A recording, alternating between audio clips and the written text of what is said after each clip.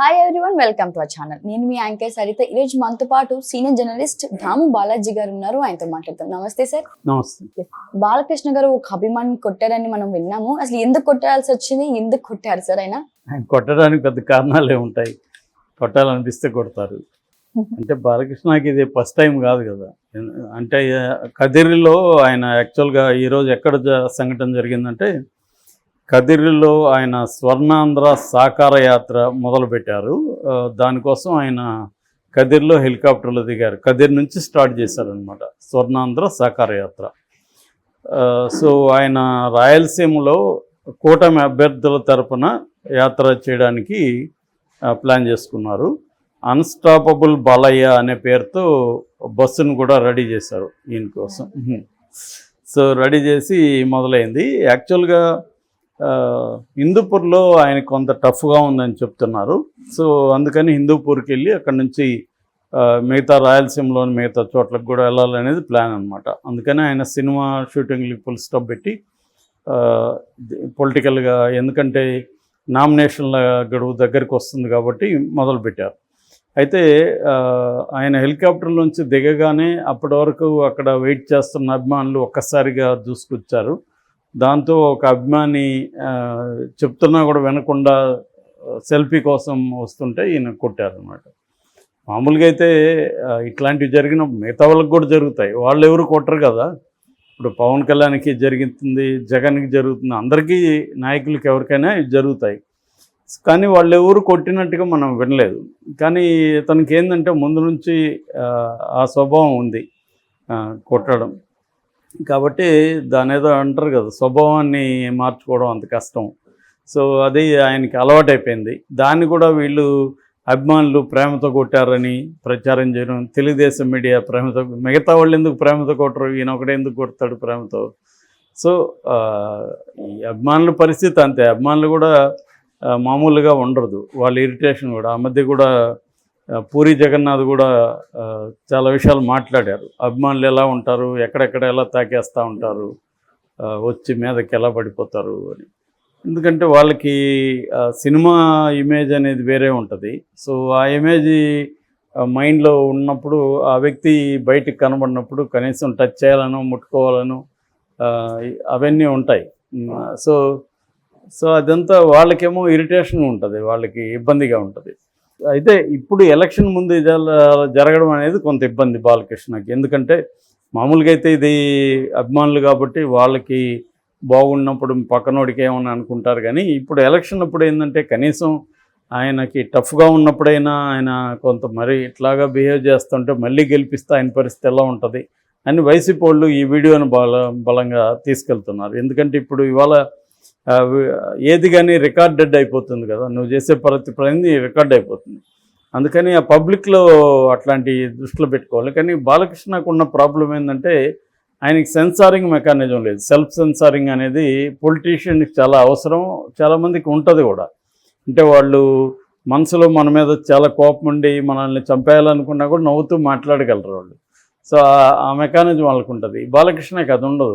అందుకని ఆయన typical politician లక్షణాలు ఏవి ఆయనకి లేవు. అందుకని ఆ మధ్య కూడా చంద్రబాబు జైల్లో ఉన్నప్పుడు బాలకృష్ణ ఇన్ఛార్జిగా తీసుకొని ఆయన నడిపిస్తాడు పార్టీ అని అనుకున్నప్పుడు అందరూ భయపడ్డారు తెలుగుదేశం వాళ్ళు. ఎందుకంటే ఈయన అట్లా బిహేవ్ చేస్తారు, అందరినీ విసుక్కోవడం, గొడవ పడడం, బూతులు తిట్టడం, తర్వాత మనసులో ఏముంటుంది మాట్లాడేయడం, ఇటువంటివి రాజకీయాల్లో ఇబ్బంది పెడతాయన్నమాట.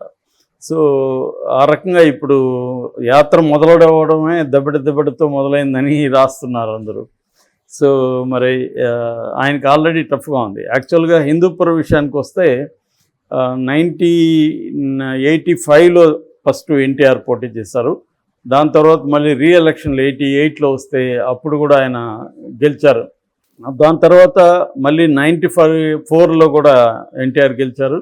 96లో చనిపోయే వరకు ఆయనే ఉన్నారనమాట. సో మొత్తంగా 11 years ఆయన అక్కడి నుంచి ప్రాతినిధ్యం వహించారు హిందూపూర్ నుంచి. ఇక దాని తర్వాత నందమూరి హరికృష్ణ అక్కడ కంటెస్ట్ చేశాడు. ఆయన చనిపోయిన తర్వాత 99 వరకు ఆయన ఉన్నారు. తర్వాత అలాగా 3.5 సంవత్సరం నందమూరి హరికృష్ణ ఉన్నాడు. ఆ తర్వాత కూడా 99, 2004, 2009లో కూడా తెలుగుదేశంకి ప్రాతినిధ్యం వహించారు. తర్వాత 2014లో బాలకృష్ణ కంటెస్ట్ చేసి 16,000 మెజార్టీతో గెలిచాడు. 2018లో 2019లో 18,000 మెజార్టీతో గెలిచాడు.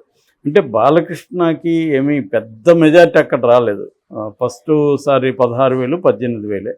సో అలాంటిది ఇప్పుడు చాలా కష్టంగా ఉందని చెప్తున్నారు. ఎందుకంటే అక్కడ వైసీపీ నుంచి ఒక బీసీ మహిళను, దీపిక అనే మహిళను నిలబెట్టారు. సో రెండోది పెద్దిరెడ్డి స్వయంగా అక్కడ ఉండి బాలకృష్ణను ఓడించడానికి తగిన వ్యూహాలని పన్నడం. వైసీపీలో ఇక్బాల్ కూటమి రకరకాల చీలికలు ఉన్నాయి. దాదాపు 3 గ్రూపులు ఉన్నాయి వైసీపీ. ఆ 3 గ్రూపుల్ని ఏకం చేయడంలో సక్సెస్ అయినాడని చెప్తున్నారు పెద్దిరెడ్డి. రెండవది ఏంటంటే కూటమిలో ఉండే ప్రాబ్లమ్స్ కూడా అక్కడ ఉన్నాయి. కూటమిలో ఆల్రెడీ పరిపూర్ణానంద స్వామి అక్కడ బీజేపీ నుంచి టికెట్ ఆశించారు. బీజేపీ కూడా ఇది ఎంపీగా నేను అనేది ఆయన ఎంపీగా ఆశించారు హిందూపూర్, కానీ ఆయనకి ఇవ్వలేదు. ఇవ్వకపోవడానికి కారణం ఏంటంటే హిందూపూర్ లోక్సభ కాన్స్టిట్యుయెన్సీలో ముస్లిం పాపులేషన్ ఎక్కువ ఉంది. సో ఈయన బీజేపీ తరఫున అక్కడ కంటెస్ట్ చేస్తే ఈయనకి ఆల్రెడీ యాంటీ ముస్లిం ఒక ఇమేజ్ ఉందన్నమాట ఆల్రెడీ. అందుకని ఈయనకి సీట్ ఇస్తే అక్కడ విన్నింగ్ అవకాశాలు ఇబ్బంది అవుతుంది. దీని ఎఫెక్ట్ స్టేట్ వైడ్ కూడా పడే అవకాశం ఉందని చంద్రబాబు ఆపిచ్చేస్తాడని చెప్తున్నారు. అప్పటి నుంచి పరిపూర్ణానంద స్వామి నేను ఇక్కడ బాలకృష్ణను ఓడిస్తానని ఆయన ప్రతిజ్ఞ పూనాడు. సో ఎందుకంటే ఆయన కొంత హిందూ యూత్లో దాంట్లో ఫాలోయింగ్ ఉంది. సో అప్పటి నుంచి బాలకృష్ణను ఓడిస్తానని ఆయన అక్కడ ప్రతిజ్ఞ చేసి తిరుగుతున్నాడు. సో ఈ కాంటెక్స్ట్లో బాలకృష్ణ కొంచెం జాగ్రత్తగా ఉండాల్సిన అవసరం ఉంది. ఎందుకంటే 2 సార్లు ఎన్నుకున్నా కూడా ఆయన ఎప్పుడు కూడా రెగ్యులర్గా హిందూపురంకి వెళ్ళి అక్కడ ప్రజల సమస్యలు తెలుసుకోవడం అవన్నీ చేయలేదు. యాక్చువల్గా ఆయన పిఏ మీద కూడా అక్కడ చాలా విమర్శలు వచ్చాయి, పైరవీలు చేస్తున్నారని. ఆ మధ్య ఈయన దున్నపోతల మీద ఈయన పేరు రాసి కూడా అక్కడ ఊరేగించారు.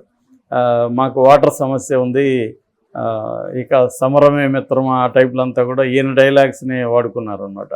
ఇటు చూడు పురం చూడు అనేసి ఇవన్నీ కూడా పెట్టారు. సో ఒకవైపే చూడు పురం వైపు చూడు అని, హిందూపురం వైపు ఇలాగ బాలకృష్ణ డైలాగులు పెట్టి అక్కడ కనిపించట్లేదని పోస్టర్లు వేయడం ఇవన్నీ చేశారు. అంటే అవన్నీ చేయడం మనకి వైసీపీ వాళ్ళు ఉండొచ్చు, కానీ ఆయన రెగ్యులర్గా వెళ్ళట్లేదు అనేది, ఒక ఎమ్మెల్యే ఏం చేయాలనేది చేయలేదు. నేను రోజా విషయంలో కూడా ఇదే చెప్పారు. రోజా కూడా ఇదే సమస్య. వీళ్ళు ఏంటంటే వీళ్ళు వేరే సినిమా రంగంలో ఉండి ఎమ్మెల్యే అవ్వడం వల్ల సినిమా రంగం ఆపేసి ప్రొఫెషనల్ ఫుల్ టైం ఉంటే ఓకే, కానీ ఇప్పుడు బాలకృష్ణకి ఫుల్ టైం ఫీల్డ్ అంటే సినిమానే. ఆయనకి రాజకీయాలు అనేవి పార్ట్ టైం ఆయనకి. అలాంటప్పుడు ఆయన ఎమ్మెల్యే బదులు ఇంకెవరైనా ఉంటే అక్కడ తెలుగుదేశం నుంచి అయినా వాళ్ళ వల్ల అక్కడ ప్రజలకు ఉపయోగం, కానీ ఈయనకి రాజకీయాలు ఎందుకు అసలు అనవసరం. రాజకీయాల్లో ఉన్నప్పుడు ఫుల్ టైం రాజకీయ, ఇవాళ పార్ట్ టైం రాజకీయాలు అనేవి సాధ్యం కావు. రాజకీయాలు అంటేనే ఫుల్ టైం చేయాలి. ఎందుకంటే ప్రజలకు అనేక సమస్యలు ఉంటాయి. పైగా అధికారంలో వైసీపీ ఉన్నప్పుడు ఇంకా ఎక్కువ సమస్యలు ఉంటాయి. ఫండ్స్ సరిగ్గా ఇవ్వరు. అవన్నీ కొట్లాడి ఈయన చేయాలి. అది చేయలేదనే విమర్శ ఉంది. అందుకని ఇప్పుడు అక్కడ మహిళను అక్కడ తీసుకొచ్చారు. అందుకనే చంద్రబాబుని కుప్పంలో ఎట్లా టార్గెట్ చేస్తున్నారో అట్లాగా బాలకృష్ణని ఇక్కడ మన మంగళగిరిలో లోకేష్ని, పిఠాపురంలో పవన్ కళ్యాణ్ని, వీళ్ళందరినీ కూడా జగన్ టార్గెట్ చేస్తున్నాడు. అందుకని ఎక్కువ భాగం కుప్పం వదిలేస్తే మిగతా 3 చోట్ల కూడా మంగళగిరి, హిందూపురం, పిఠాపురంలో మహిళల అభ్యర్థుల్ని జగన్ రంగంలోకి దించాడు. ఎందుకంటే మహిళా ఓటర్లు కొంత మొగ్గు చూపే అవకాశం ఉంది. సో ఇప్పుడు ఇలాగ అభిమానులు కొడతా ఉంటే మాత్రం బాలకృష్ణకి ఇబ్బంది. ఆల్రెడీ అంటున్నారు అభిమానులు పారిపోండి బాలకృష్ణ వస్తున్నారని టైటిల్ పెడుతున్నారు. సో ఆ రకంగా బాలకృష్ణకి ఇబ్బంది అవుతుంది ఇలాంటి యాటిట్యూడ్ ఉంటే. Thank you sir. Thank you.